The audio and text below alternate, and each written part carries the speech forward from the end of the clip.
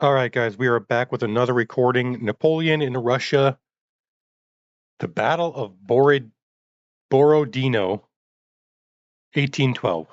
So, uh, this is basically a follow-up to the last Russia one we saw. Let me close this a little bit because it's like really bright. And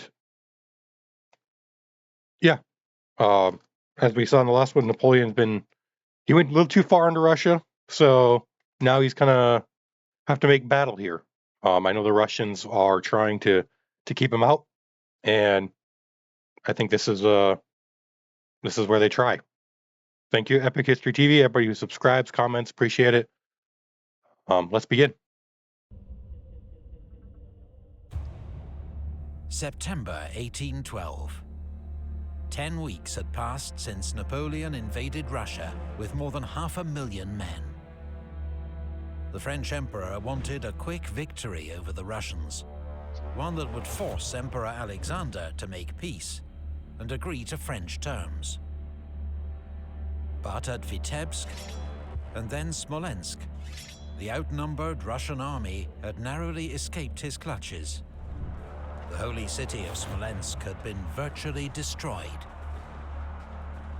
Napoleon had advanced deep into Russia, and months of marching had left his army decimated by disease and exhaustion.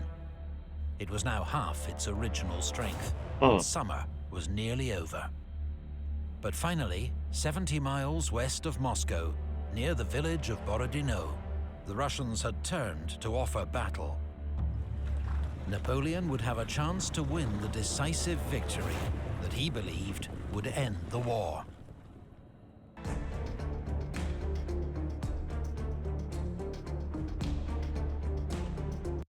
Soldiers, here is the battle you have so long desired. Henceforward, victory depends on you. Yeah, this is I mean, even with victory, I still think he's in a pretty crazy situation, but definitely needs this one.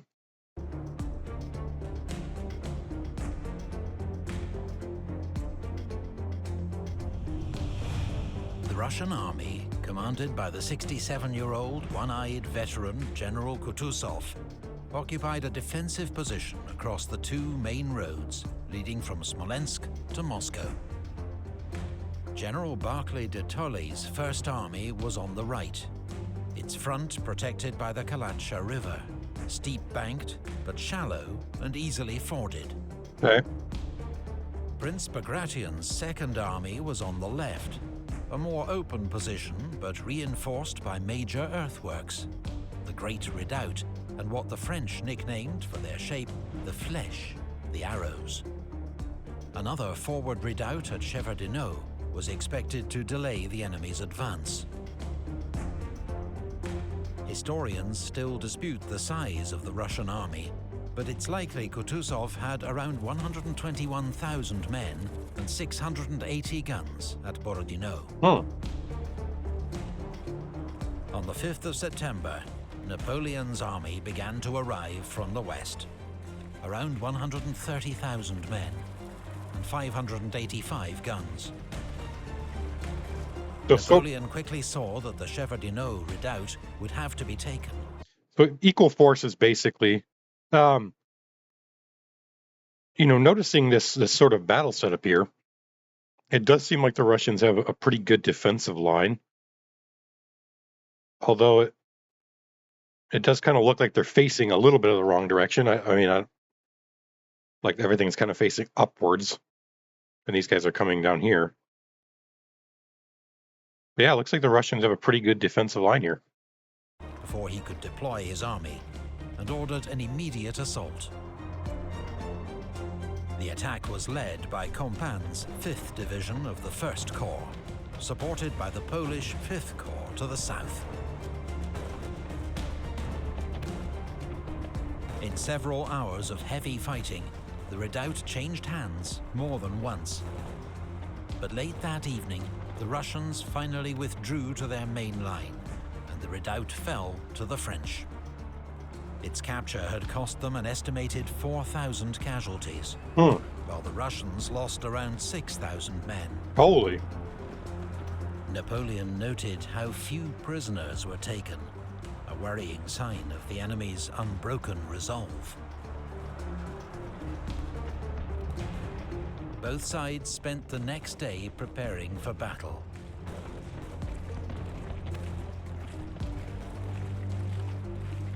Marshal Davout, commanding French First Corps and widely considered Napoleon's most able subordinate, appealed to the Emperor to use his corps to make a wide, outflanking attack to the south. But Napoleon dismissed the idea as too risky, and instead began preparing for a massive frontal assault. Too risky, huh? Is anybody in the comments what is the risk of doing that, of flanking? I don't know anything about warfare, so if anybody in the comments wants to let me know why that Napoleon thought that was too risky. I mean, I know we've watched other videos, like the Spanish ones with Wellington. He was always trying to outflank his enemy. Is that not typically a smart decision, or does it kind of just depend on the layout of the battlefield and stuff like that? Because, I mean, Davout, which still love him, man. The guy, I mean, his nickname, the Iron Marshal, that sounds really cool. It sounds like something you'd see in like a fantasy movie or fantasy book. But there's a lot of open ground down here. I mean, there's a little bit of forces in this little village, but I don't know why did Napoleon not want to do that? On the Russian defenses.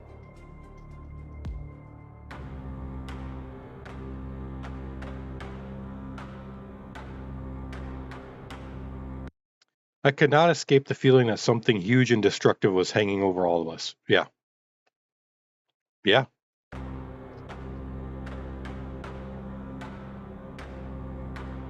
Shortly after dawn on the 7th of September, Orthodox priests paraded one of Russia's holiest icons, Our Lady of Smolensk, before the Russian army. It was a stirring sight for many devout Russian soldiers, thousands of whom would not live to see dusk. Powerful, powerful. The battle began at 6 a.m. as French batteries opened a deafening cannonade against the Russian defenses. Eugene's 4th Corps advanced on Borodino village, lightly held by Jaegers of the Russian Imperial Guard. After clearing the village, his infantry crossed the Kalacha and advanced towards the Great Redoubt, but were driven back with heavy losses. The Russians burned the bridge across the river, but did not launch a counterattack, and Eugene was able to move cannon into the village to put flanking fire on the Great Redoubt. Okay. In the center, Davout's 1st Corps began its advance against the Fleches, coming under heavy fire. While on the right, the Polish 5th Corps, ordered to take Utitsa, got held up in the woods and ravines. Their slow advance allowed Tushkov's 3rd Corps to send a division north to reinforce the Fleches defenses. Kutuzov, at his headquarters in Gorky, took little part in the battle, leaving tactical decisions to his subordinates. Barclay and Bagration had spent most of the summer arguing furiously over strategy, but in the hour of crisis, they put their differences aside. They could see the main French attack was falling on the Russian center and left. So Barclay ordered General Bagavout's 2nd Corps south to reinforce Bagration. Okay, teamwork, teamwork. Fighting around the Fleches intensified as the French captured one of the earthworks, only to be driven out by a Russian counterattack. Davout himself was injured in the fighting as he fell from his dying horse, but he refused to leave the field. When Russian cavalry counterattacked, Marshal Murat himself led the French cavalry forward to meet them. Ney's 3rd Corps now joined the attack on the Fleches. A charge by Russian cuirassiers forced Murat to take shelter in a square of Württemberg infantry. Murat, with his flamboyant dress and reckless courage, had now even made a name for himself among the Russians.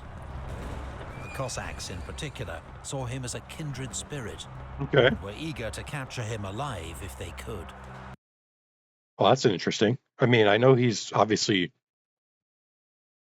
cavalry-wise, he's got this sort of persona or aura about him. As really brave cavalry officer, really, obviously, like they say, flamboyant, kind of, not decadent, but like, you know what I mean? Kind of just like a little over the top. And I want to go back a little bit here. So these are, what is Württemberg? Sounds, I think that was Russian, or not Russian, German, wasn't it? I never understood what the point of this kind of stuff is on a hat. Like, why would you want your hat connected to your collar? Anybody know? Like, I know all of these uniforms, like every country has their own uniform. It's like all sort of decked out in different, pageantry and like heraldry and different like symbols. But this is a very interesting looking uniform. A name for himself, Spirit, and were to the south. Polish troops now took Utitsa, which the Russians set ablaze before withdrawing. But General Bagavut's reinforcements arrived just in time to shore up the Russian flank. Around 10 a.m., Eugène launched another attack on the Great Redoubt. It was briefly captured by Murat's 1st Division, before his men were thrown out by a ferocious Russian counterattack. The Russian army's 27-year-old artillery commander, General Kutesov, was killed leading one of these counterattacks.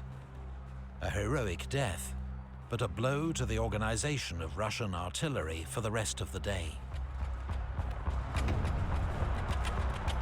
Fighting continued to rage around the Flèche earthworks.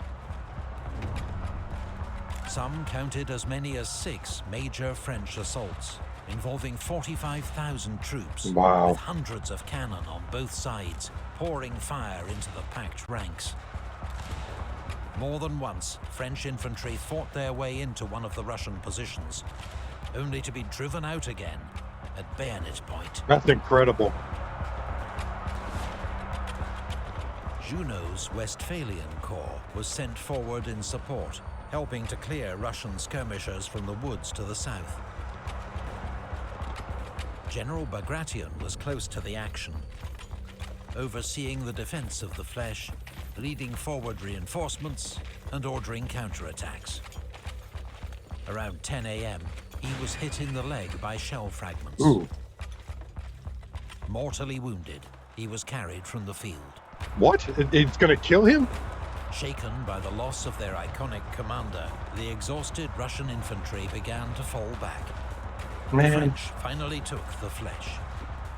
I don't know what it is, but whenever, like, it doesn't matter which side it is. Whenever there's a commander that gets killed or wounded, I feel sad. Is that a weird thing to, like, is that a weird behavior? Because I like all these guys have like such iconic sort of like personalities and stuff, and it's like I don't want them to get hurt or killed, regardless of whatever side they're on. Obviously, it's war, and they're in the front lines. I mean, no different than Murat, who's over here, and I mean he could get killed too.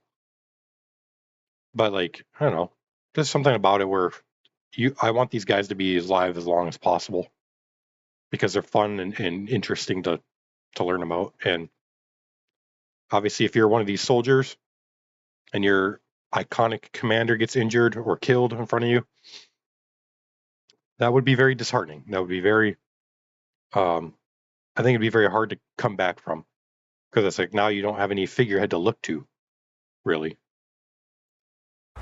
Marshal Murat then led forward Friant's division, 1st Corps' last reserve, supported by waves of heavy cavalry on both flanks.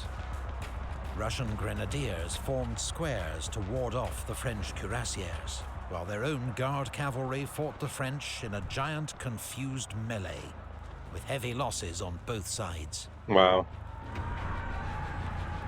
The Russians resisted doggedly, but the combined onslaught of French artillery, cavalry, and infantry proved irresistible. As the Russians pulled back, Friant's infantry fought their way into the village of Semyonovskaya. The Russian center was in disarray and seemed close to breaking. Surely now was the time for Napoleon to deliver the knockout blow.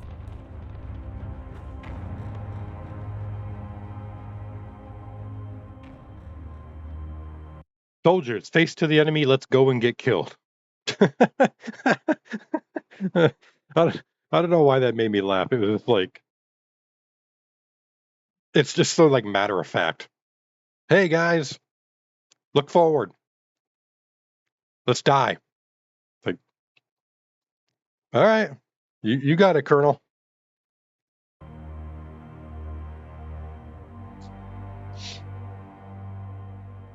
For most of the day, Napoleon remained at his headquarters near Borodino. Those around him later said that illness, as well as the exertions of the long campaign, had left him tired and irritable. As the Russians of the long campaign... Would this be really like a sight you'd see around Napoleon? All these, I don't know if these are marshals or just advisors or generals. Who are these guys?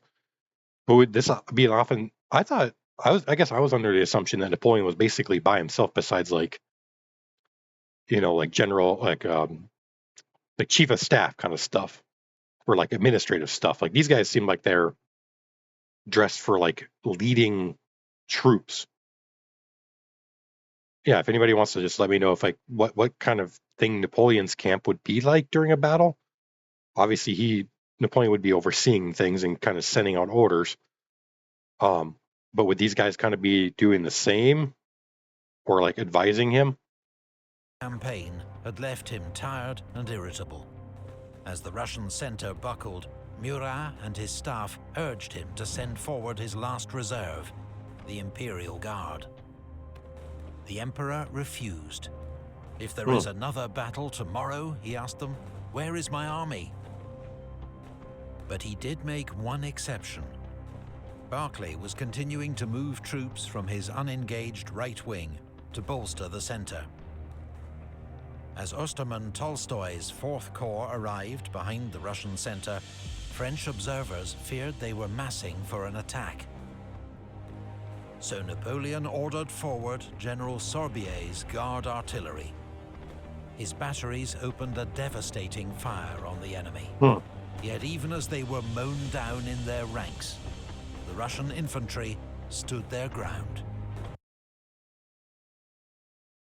Mad respect to those guys. And I know, regardless of current day politics of Russia, okay, I'm just going to say this because I think it needs to be said. Regardless of what's happening right now with Russia and Ukraine, okay, the Russian troops have shown a lot of bravery and sacrifice for their country in Napoleonic Wars, okay? I just want to put that out there because I think we have a really hard time separating what's going on in current day to what's happened in the past. Just like, Germany of 1940s is not the Germany of today. So like, sometimes it's hard for people to separate that, and they can't, or they don't want to.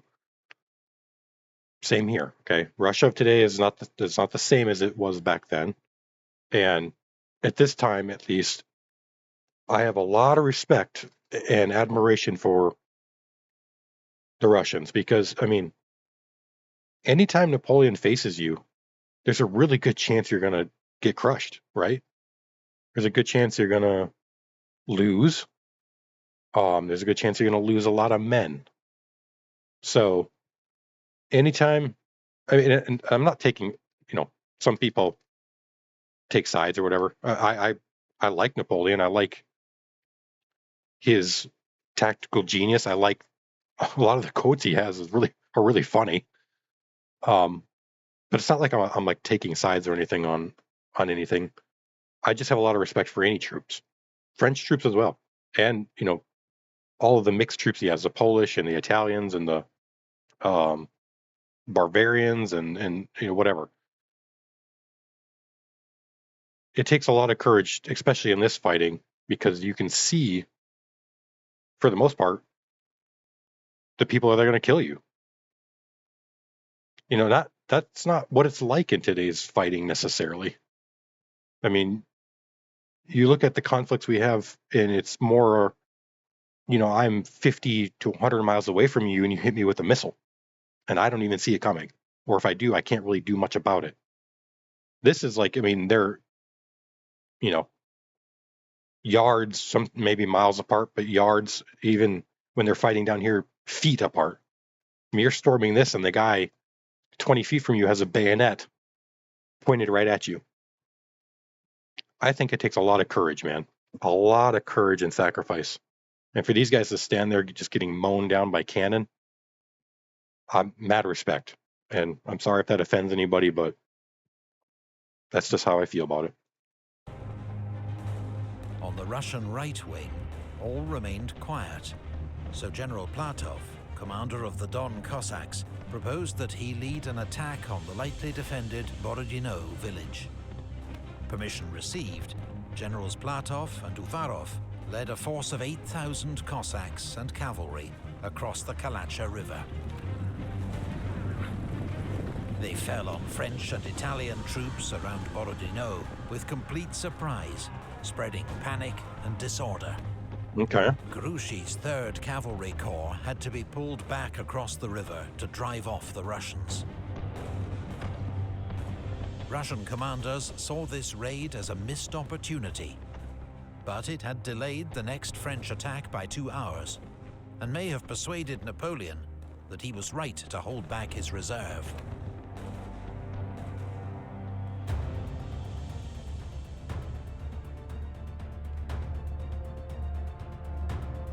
I had never seen such carnage. General Rapp, Napoleon's wounded 22nd time. Wow. Wow.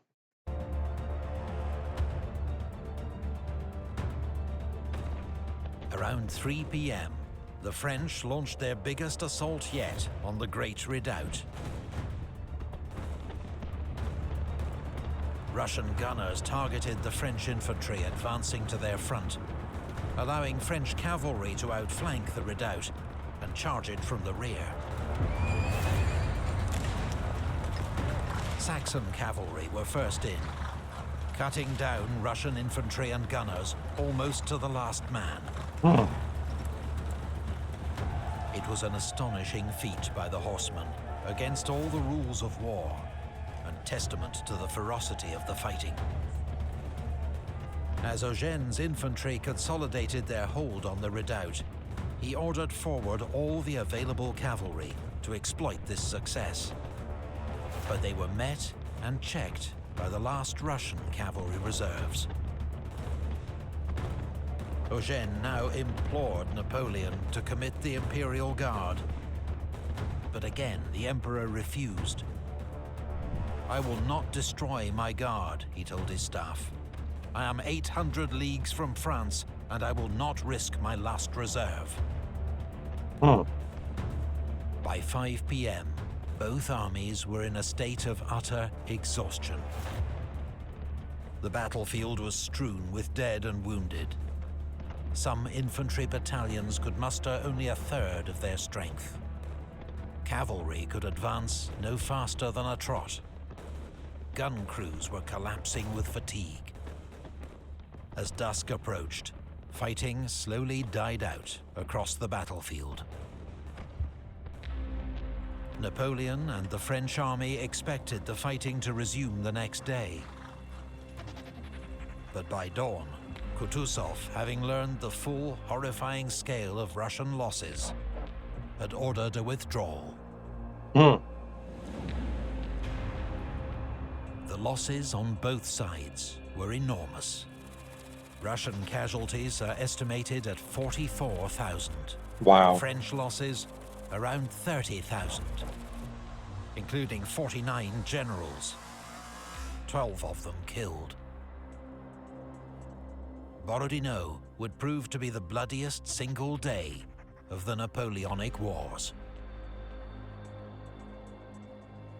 The Russian army could not fight another battle until it had received major reinforcements. And so Kutuzov decided that he must abandon Moscow. On the 15th of September, a week after his victory at Borodino, Napoleon entered the city. He would find it virtually deserted, and already the first fires starting to burn. Wow. Thank you to the artists Alexander Averyanov and Yegor Zaitsev for kind permission to use their artwork in this video. Yes, thank you to those artists, amazing artwork. Thank you to the narrator, everybody who's patrons to Epic History TV. Thank you to Epic History TV as well for the content we get to react to and discuss and learn more from. This is crazy. I mean, the amount of carnage, obviously it's war, I understand that, but this was a heavy one for sure. So I guess we'll go on to the next one and see how Russia can recover. I don't know where they're going to pull reinforcements from.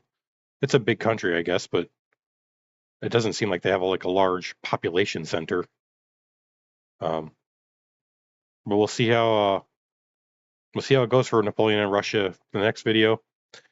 Thank you guys for commenting, subscribing. I always appreciate it, and let me know anything in the comments you think I need to know or you want me to know.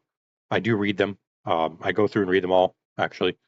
I don't always reply to all because a lot of times I just like to hear what you say. I don't really have anything to add in return. But yeah, thanks. Peace. Be safe, guys. Always be safe. And I will see you in the next one. Bye.